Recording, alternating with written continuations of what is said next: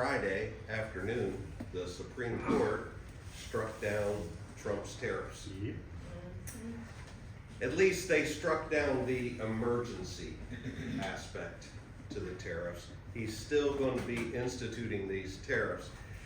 And the markets reacted mostly positive, I think, because markets don't like the unknown. And when a leader gets up and says, hey, this is what I'm going to do, and then the next day he goes, hey, I'm not going to do that, the markets don't tend to like that too well. Yep.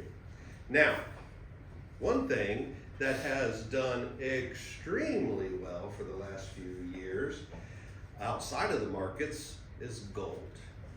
If you're watching the price of gold, it has skyrocketed. And it's now over 5,100, I believe, an ounce, which is amazing. It's amazing. Now, part of the reason for that is we have $38 trillion in debt, don't we? And people are starting to realize, I don't think we're going to be able to repay this debt.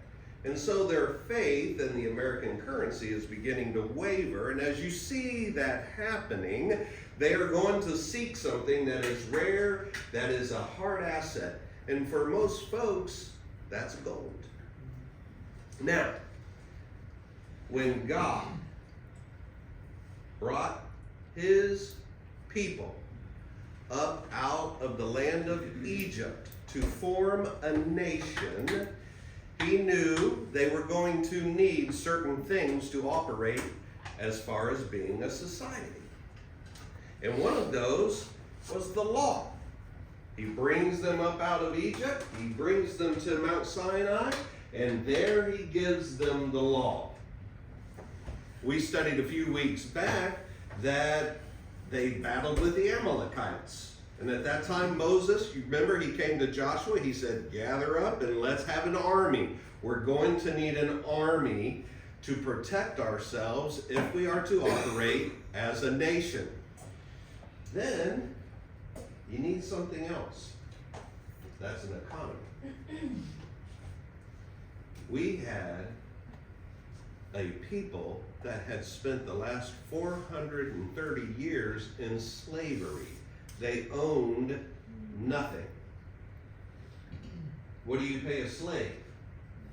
Nothing. 400 years of this, and they had no capital. So did God see to that? Well, he knew this was going to be an issue. God knew this was going to be an issue right from the get-go. I want you to look here with me in Exodus chapter 3. This is at the burning bush. Now, Moses is out tending the flocks. It's dark, late at night. God ignites a bush on fire to catch Moses' attention.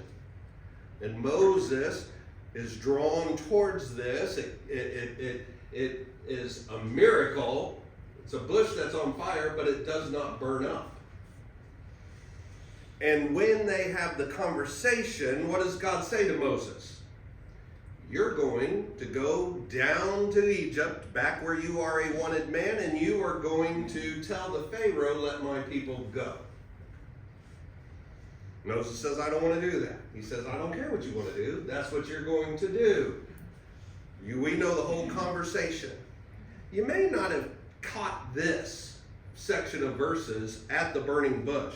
Exodus 3, beginning in verse 19, God says, I know that the king of Egypt will not let you go unless compelled by a mighty hand.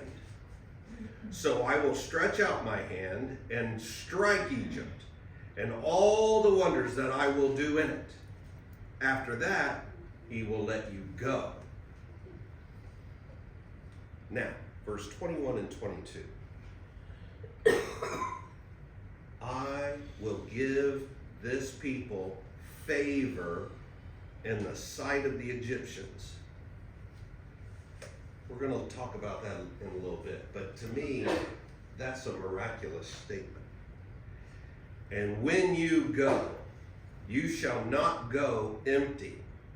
But each woman shall ask of her neighbor and any woman who lives in her house for silver and gold, jewelry, and for clothing. Now, this is what you'll do. You shall put them on your sons and on your daughters, and so you shall plunder the Egyptians. When they were leaving Egypt, they were not going to leave Egypt destitute and poor. God says, you will plunder the Egyptians. You will have their gold, their silver, their fine clothes.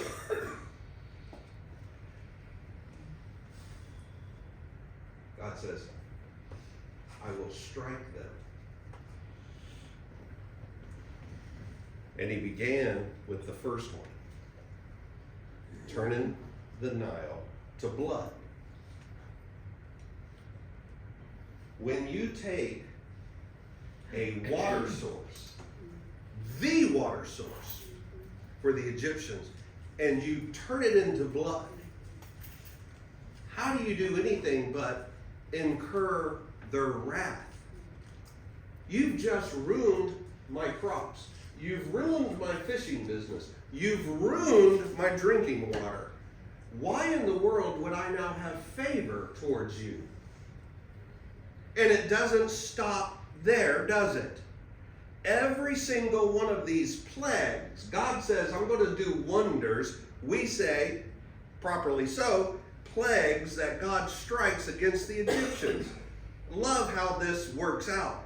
God is challenging every single one of the Egyptian gods here. And he is teaching the Egyptians, you have nothing but idols. I am the God of the universe. I control all these things. I control all of nature. So we go right through, we know every one of these. You learned them in school. Frogs, gnats, flies, kills their livestock. That doesn't make me happy. If I am an Egyptian rancher. Painful sores, not making me happy.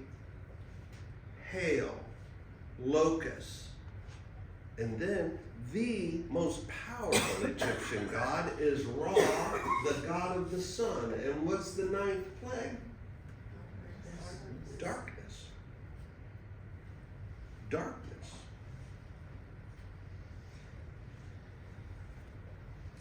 Exodus chapter 11. The Lord said to Moses, one more plague. Yet one plague more I will bring upon Pharaoh and upon Egypt. Afterward, he will let you go from here. And when he lets you go, he will drive you away completely. God's telling Moses, speak now in the hearing of the people that they ask every man of his neighbor, every woman of her neighbor, silver, gold, jewelry. And now we have it re-emphasized. The Lord gave the people favor in the sight of the Egyptians. You see, the Egyptians, as angry as they would be for killing their livestock, for flooding their house with frogs, for putting boils on their skin, they had to recognize how favored the Israelites were to this Jehovah God. And they in turn had a respect for the children of Israel. Moreover, the man Moses was very great in the land of Egypt, in the sight of Pharaoh's servants, and in the sight of the people. And then we had the final plague. Of everything else that God did, would this strike to your heart?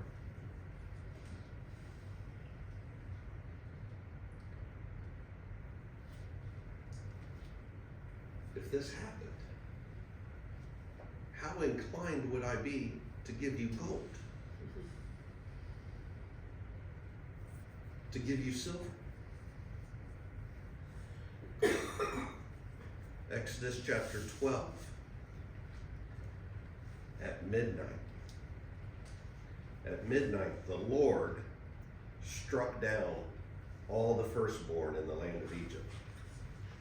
From the firstborn of Pharaoh, who sat on his throne, to the firstborn of the captive who was in the dungeon, and all the firstborn of the livestock. And Pharaoh rose up in the night, he and all his servants, and all the Egyptians, and there was a great cry in Egypt, for there was not a house where someone was not dead. Then he summoned Moses and Aaron by night and said, Up, go out from among my people, both you and the people of Israel, go, serve the Lord as you have said. Take your flocks, take your herds, as you have said, and be gone, and bless me.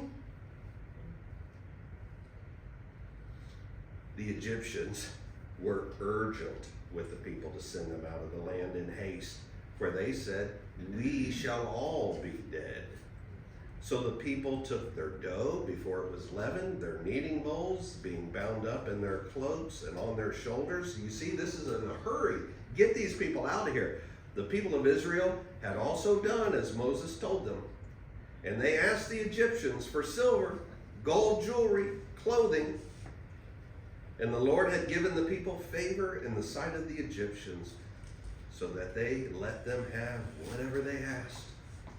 And thus they plundered the Egyptians. There's multiple arguments as to why the Egyptians did this. Some say, hey, we are defeated. Take whatever you want and just leave. Josephus, the historian, takes the stance, and this is mostly what we've been taught, that they just wanted to get rid of the Israelites, and whatever it took to get rid of them, they were willing to do. Take my gold. My gold doesn't mean anything when you've taken my son's life, when you've destroyed the entire nation. But there's an aspect in every one of these passages, starting at the burning bush, starting when the plagues begin, and when the plagues ended, it says the same thing. God gave them favor in the eyes of the Egyptians. Was it a miracle? I don't see how it could be otherwise. I really think it's all three of those put together. But I don't see how it could be anything other than a miracle. So, we now go from being slaves to being pretty wealthy.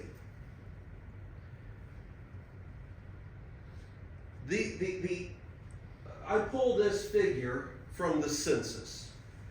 The census that Moses gives us says there was 600,000 men of the Israelites. So I'm going conservative on this amount. 600,000 men. Well, for every man, there's usually a woman, and for every family, there's usually a boy or a girl.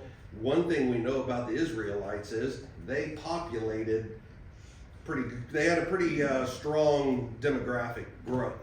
That was one of the reasons Pharaoh was concerned about these Israelites to begin with. So if you go with 600,000 and you go with 1 ounce per family, at today's prices. Now here's the thing about gold. It's consistent throughout history. We have a fiat system that is worthless. In 1971, Nixon took it off of the gold standard, and ever since then we've had nothing but horrible inflation. So your dollar doesn't do anything that it did back in the 60s as compared to today. We're not here to discuss that. But the reason gold is now $5,000 an ounce, it all correlates throughout history. So that puts this, we're leaving Egypt with 3 billion. Is that right? Mm-hmm. We're leaving Egypt with $3 billion in gold. We're walking out with, and now silver's over $100 an ounce. I just went low on all these so that I wasn't being dramatic. So we're walking out with 50 million in silver, plus the clothes. Clothes were a big deal. Clothes have always been a big deal. There's always been people who want Nikes, right? You remember when they fought, you remember when they went and they had that first battle? Was it Ai? And then the Israelite, he took some of the spoils back to his house and he buried them under the tent. Cost him his life and his family's life. But one of the things he took was clothes. He said, I took some gold and I took some clothes and I buried them here. Look, clothes always been a big deal. I'm not even taking into account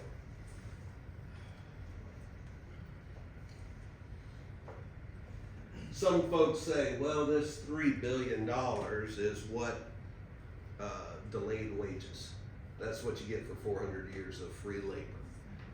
$3 billion. The Israelites would have left regardless. Wouldn't you have? Yes. You've been beat as a slave your entire life. Your dad, your grandfather, your great-grandfather. And when the people say, hey, get up and leave, you would have said, that's fine with me. I'm out of here. But God saw to it. God saw to it that they were going to have what they needed for an economy. It's a wonderful blessing from God, but recognize that it is a blessing from God. Your wealth is the same. You think you've earned what you have? Your blessing is from God. We get to Mount Sinai, and Moses goes up onto the mount. He took Joshua with him halfway up the mountain, if you remember. He told Joshua, you stay here. I'm going to go on up to the top. This is where God and man meet, at the top of a mountain. Exodus chapter 32. When the people saw that Moses delayed to come down from the mountain, the people gathered themselves together to Aaron. So, who's second in charge? Aaron. They come to Aaron and they say to, up, make us gods who shall go before us. As for this Moses, the man who brought us up out of the land of Egypt, we do not know what has become of him. This is the same true today. You know, I'll tell you this. The other day, I spoke about something that I was probably a little brash about. And I had a family member who came to me and said, you may be rushing God here. You might need to back yourself down, humble yourself, and let God have his say in this matter. What were you going to say, brother? I just sort of wondered, how long was Moses up on the mountain for them to change so quickly? We know it was less than 40 days when they pulled this. So a month or so. These people don't want to wait on Moses, and they certainly don't want to serve the right God. So Aaron said, take off the rings of gold that are in the ears of your wives, your sons, your daughter. Where did the gold come from?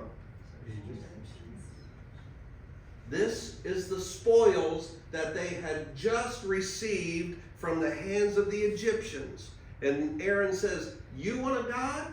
Then give me some of the gold. Where did the gold come from? It came from God giving them favor in the eyes of the Egyptians. Take off the rings of gold that are in the ears of your wives, your sons, your daughters. Bring them to me.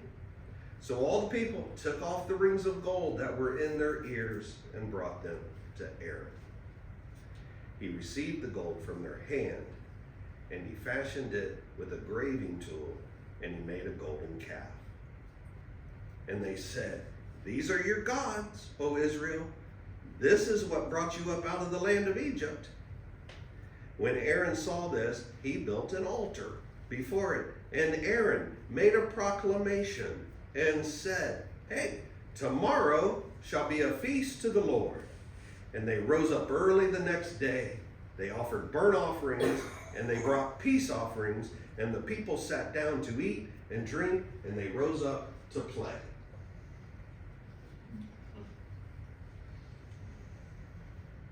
Yes. This is like, is it Hezekiah who was commanded to marry the prostitute? Hosea. Oh, Hosea. Hosea. Sorry, I keep saying Hezekiah. Hosea, and remember she left and then went back to it? Mm-hmm. Yes. It's like, that's what it made me think, like That's what people will do. they'll go back to what's You familiar. pull them up out of idolatry, you say this is, then they just want to go right back to it. Didn't you say you had, there was somebody else that had a golden calf and he came down and struck it down and broke it? That was, yes, Jeroboam. Exactly. Good. Good. Yes, that's exactly right. A little later in the history, but it shows you that it keeps happening, doesn't it? It keeps happening. Here, you don't expect it to happen so quickly because you just saw those 10 plagues and you just got $3 billion worth of free gold handed to you, and you don't expect them within under 40 days to betray God. And God's got good ears because God heard the party. Aaron was a part of it. What's that? And Aaron was took taken heat back, but I went. He's the priest, then he's part of this whole problem. And God says to Moses, "Hey, I hear people partying down there. It's those people you brought up out of Egypt. You need to go down and take care of that." But they didn't worship anything in Egypt, though, did Well, I think they probably did. they? You're right. And they were probably really used to golden calf worship. Oh. I don't think this was anything new to them. I think these were the gods that they had seen and they've always wanted what those around them had. Your kids aren't the same way? I want an iPhone. You're only 8. But everybody's got one. And think that that's not an idol? Heck, if I take your iPhone away from y'all, you'll go into anxiety.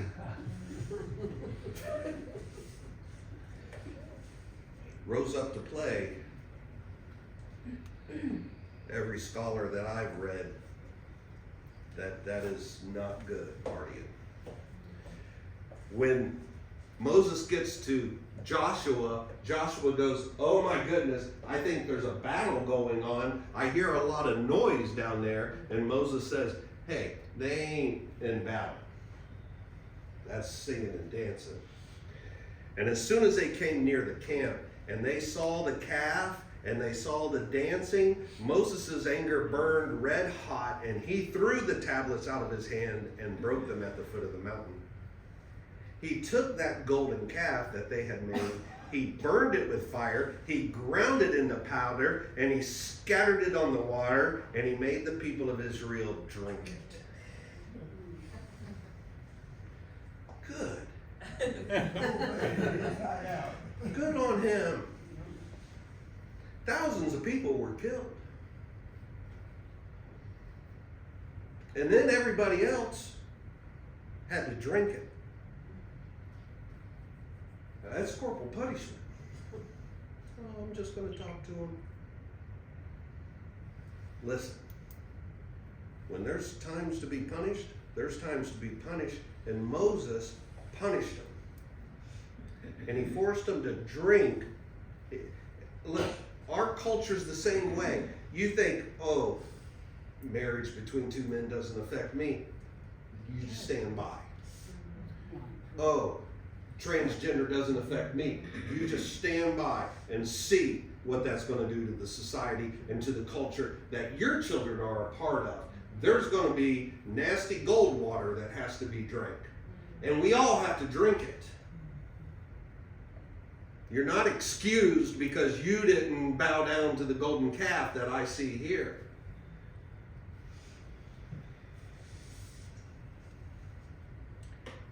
It was a blessing of God, and it was used for sin. That's our point.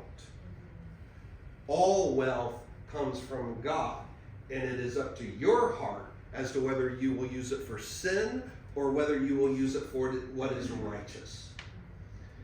I came down hard on the children of Israel.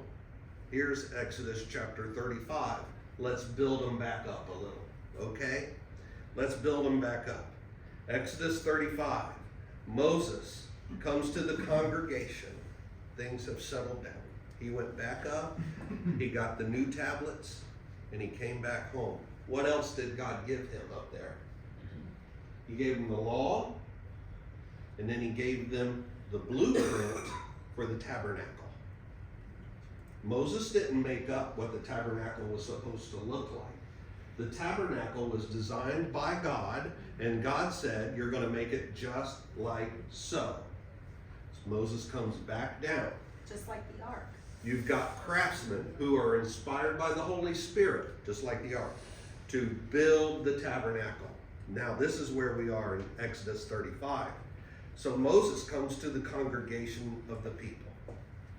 That's actually the same word for church. Congregation. That's all church means. Congregation. This is the thing that the Lord has commanded. Take from among you a contribution to the Lord. Whoever is of a generous heart, let him bring to the Lord gold, silver, bronze. And they came. The people came. Everyone whose heart stirred him. Everyone whose spirit moved him. And they brought the Lord's contribution to be used for the tent of meeting, for all of its service, for the holy garments.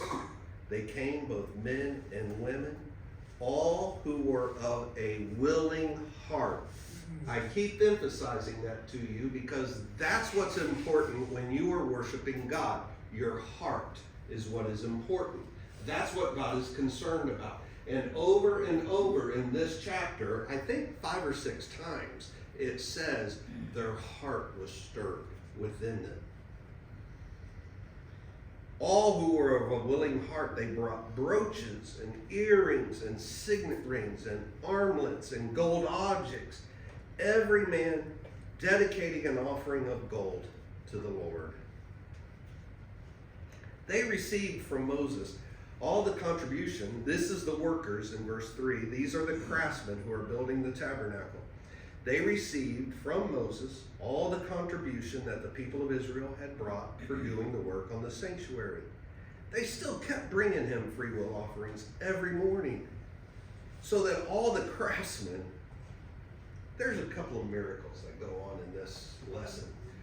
One miracle that struck me was that God stirred the hearts of the Egyptians to favor the people of Israel.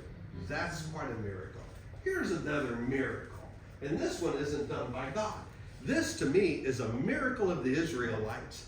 They keep bringing gold. Now look what the craftsmen say. So the craftsmen who were doing every sort of task on the sanctuary, they came, each from his task that he was doing. And they said to Moses, it's too much. The people bring much more than enough for doing the work that the Lord has commanded us to do. Now Moses has to give a command, and the word was proclaimed throughout the camp. No more gold. Let no man or woman do anything more for the contribution for the sanctuary. They had to restrain the people. So the people were restrained from bringing, for the material they had was sufficient to do all the work and more. I mean, when they sin big. They do. But when they do what is righteous, have you ever been a part of something where people said, you're giving too much? That we got more than enough. We need. The only time I really see this is sometimes at food gatherings when you guys bring too much. You're like, that's enough. But giving too much gold, stop. Keep some of that. You're going to need it, right? It's a miracle. Again, why? Why give that gold to the sanctuary? Because God is the one who had given it to them.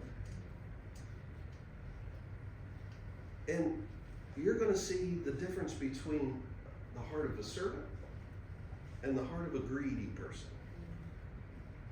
and how they use those blessings. We had this verse up to begin our day. This is Ecclesiastes chapter 5, verse 19. Everyone to whom God has given wealth and possessions and the power to enjoy them and to accept his lot and rejoice in his toil, this is the gift of God. Is it wrong to have nice things? No. Is it wrong to have $3 billion in gold? No. God gives you that wealth. He gives you the power to enjoy that wealth. And work for it. And your toil. Your toil is a blessing from God. To have a job is a great blessing. It's not a curse. Here's what I want you to take away. Our nation is about to face some of the greatest wealth that's ever been bestowed. There's not a smart person that I talk to who comes and says, yeah, this AI thing is just a flash in the pan. No. Your lives have changed. AI will change every single life in this room, especially for our children, especially for our grandchildren. Now, the next part I say, you're going to be like, this ain't the Jetsons.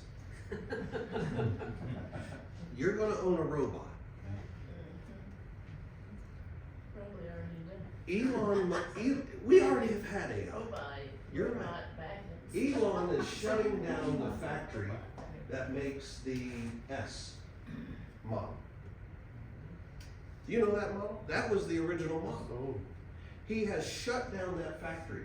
You know what that factory is going to make? Robots. That factory is going to be spitting out robots. Now, what do we know about technology? It deflates everything. How much did you spend for a VCR when you were in the 80s? Hundreds of dollars you spent for a VCR.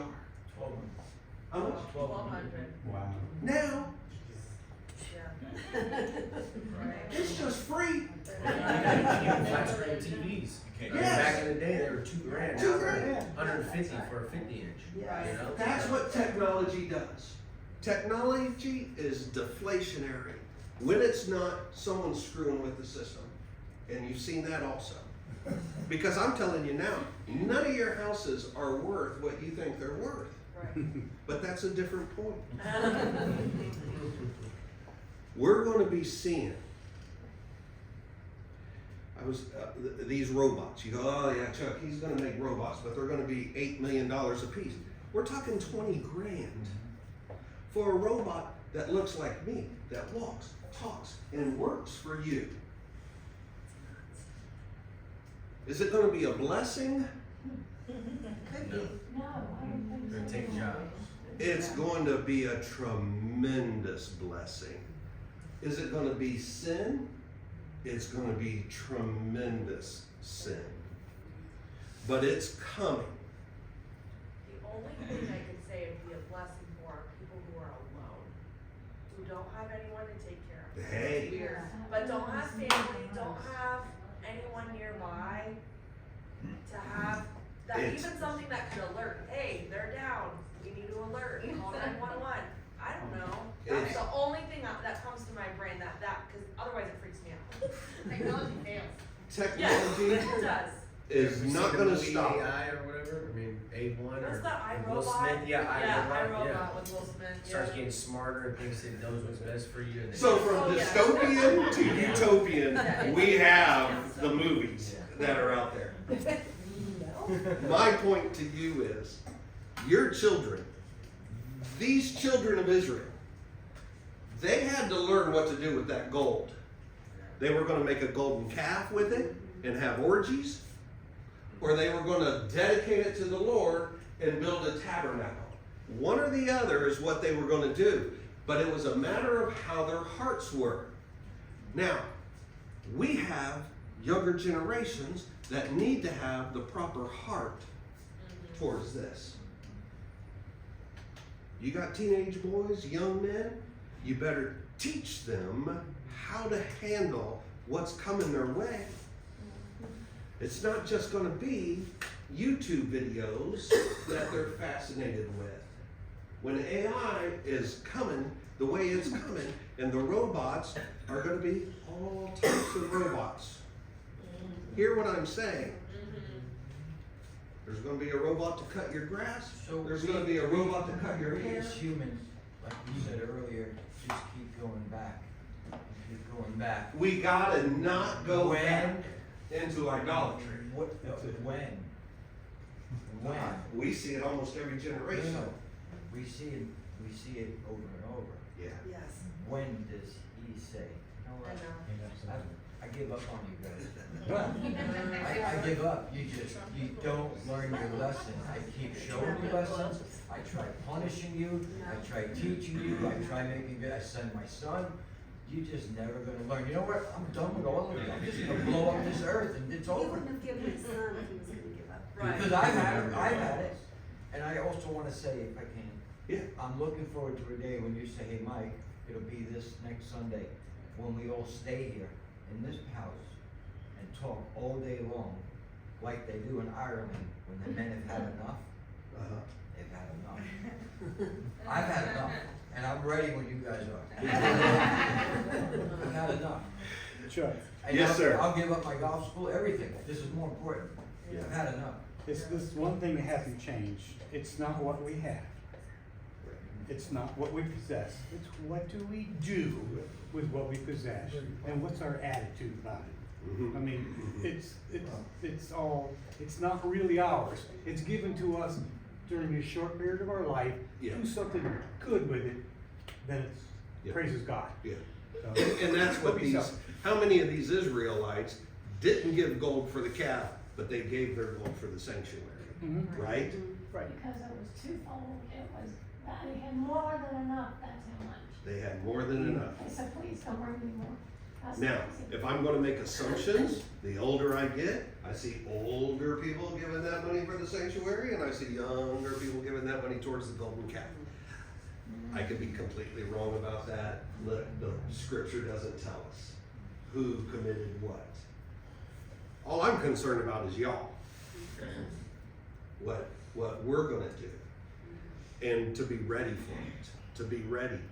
But for the bad and for the good, we gotta be ready for it. What's the greatest blessing? The greatest blessing is exactly what Carl said when he was up here. The second Adam came and he died. So that we don't have to worry about this.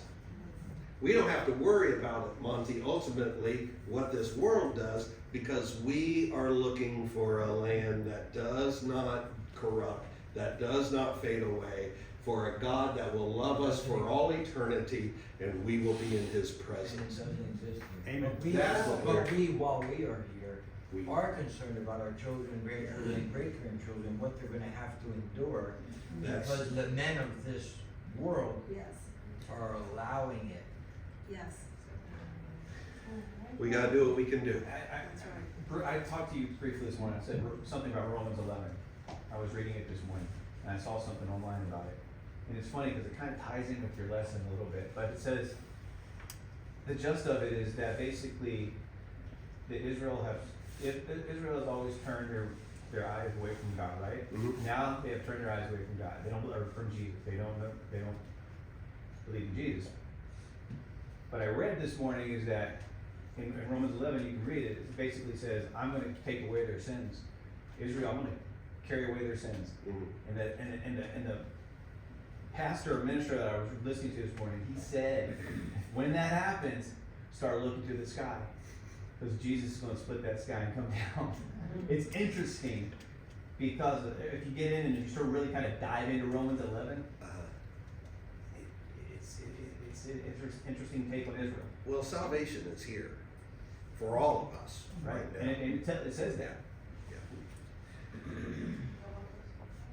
Okay, Okay. yes, try. Well, I wanna, and you made this point, and I think it's a good point, but it also is something that we all can struggle with sometimes, is, I can't remember who asked the question, how long was he gone for?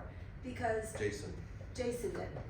It didn't take very long. 400 years they've been in slavery. You would think that they are finally free, and they left with all this riches and these clothes, and all their needs were provided with. Yes, they had some struggles that they went through, but they were not left on their own to die. God Right. provided everything that they needed to live and thrive. Right.